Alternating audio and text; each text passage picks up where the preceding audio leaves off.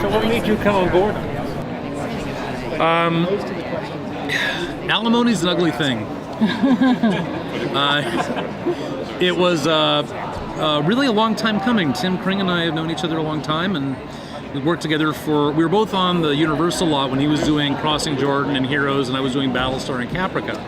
And we were always crossing paths and talking about doing stuff, and we worked together for a minute on his show Touch, and realized we could work together too, in addition to being pals. And but anyway, I went off to go work with Spielberg and Amblin on Falling Skies, and when that wrapped up, I was about to start a pilot, and he sent me this Beyond show, the pilot for Beyond. Now, I had read the script as a writing sample and passed on the writer, because I thought it was too ambitious. I just thought, you can't do that on TV. And when I saw the pilot, it was so brilliant. I just thought that it captured that nuance that I'd seen in the script, and I was shamed appropriately for doubting the potential. And I met Adam, and I thought he responded to some of my questions and ideas, and vice versa, in a great way, and we sort of hit it off. And so I said, sure, let's do it for a year. And I got to tell you, it's been some of the most fun I've ever had in this business. It's a tremendous group of people. Kring runs a great ship, but it's really, Adam and I are great. But the cast, it's really almost impossible to find great young actors like this. And Berkeley is just a star. I mean, he just is a star. I don't remember having this kind of reaction to a young person this early in their career, where I'm looking at cuts, that's great, go, perfect, go, love it, go. I mean, it's butter. So I know I'm raising the bar, but the dude is money. He really is. Yeah. We know that Adam loves Spielberg, and you having worked, Yeah. How much of the look and feel of the show were you involved in helping develop?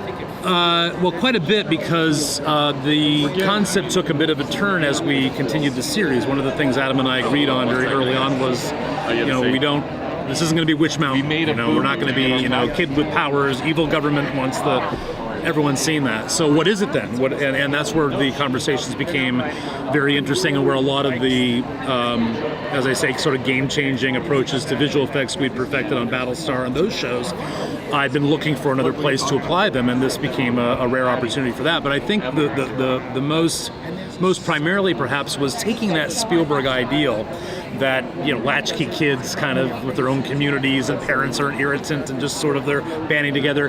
And then, but when this is about a young man on a journey, and part of that journey is going to terrify him, and when he's terrified, I want to go anti-Spielberg. I want to go Friedkin. I want to go Kubrick. We're going to go traumatic, not cathartic. It's not fun. It's not funny. It's not cute. It's not sweet. And I think that's where the show's beginning to find an interesting identity, is that it does occupy that kind of sweet, almost nostalgic space of early Spielberg, but then the challenges that this character faces are so real and so disarmingly tactile. And because the visual effects are so effective, but also because the actor is so damn good and the writing makes you with him, that I think the audience is going to get a lot of things they don't expect in terms of, I was feeling safe for a minute, what happened? And I think that's contemporary storytelling. I think we have to do that. I think the audience demands that. The first episode turns through so much plot so quickly. You learn so much.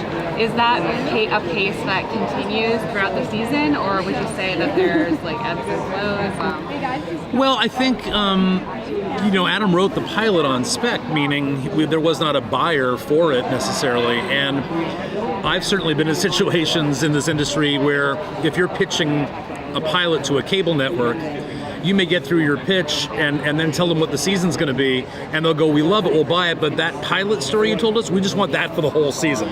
The slow burn is very in vogue now, right? That's a very chic thing to do. So the pilot, therefore, had to appeal to networks that might not believe that. So it moves at a faster clip than I think the series does in terms of every episode stands on its own. I've never been a believer in stories that are just carrying water for the next episodes. So they each stand on their own as a satisfying experience where you don't feel like you're just watching filler until the answer that you're waiting to get. And yet it does have a serialized component. It is a slower burn. We're able to get deeper into some of the mythology, some of the emotion, and that's all I think to the good. There's so many like magical worlds and supernatural worlds out there right now in film, TV, books. What sets the magic or whatever it is element of your show apart? Well, you're right. I mean, we rather than looking to a lot of science fiction, we really looked at C.S. Lewis and Lewis Carroll and the Wachowskis to a degree. I mean, that's sci-fi, but very, it's very Tolkien's. Well, you talk about portals, Baum. Those ideas were always about adapting or reinterpreting our world. This is about reinterpreting an individual. So does this world, if you or I were to visit this world, would it look the same? Would it be the same? One of the questions we want the audience to ask is, for example, you might see architecture or statuary or bits and pieces of things that you go, wait a minute, is that the Statue of Liberty's hand?